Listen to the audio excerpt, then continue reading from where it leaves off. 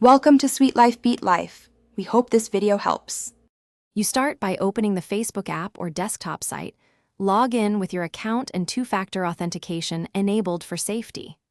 Once done, go directly to your profile picture and tap the three-dot menu to access profile options.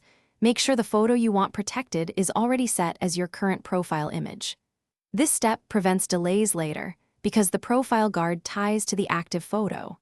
From here, choose the option to add profile guard and follow the on-screen prompts. Now you enable the profile guard by selecting Add Profile Guard from the profile menu. You'll see overlay styles. Pick one that matches your photo. Once chosen, grant any lightweight permissions Facebook requests. These are required to apply the guard overlay. After applying, verify settings to prevent others from downloading or sharing the image, and update privacy to limit posts to friends or custom lists. Make sure you review the confirmation screen, because that finalizes visibility controls and overlay persistence. Finish by checking your profile to confirm the guard icon appears on the picture. This indicates the overlay and protections are active. If you don't see it, first clear the app cache, sign out and back in, or reinstall the Facebook app and repeat the process. These steps fix most sync issues.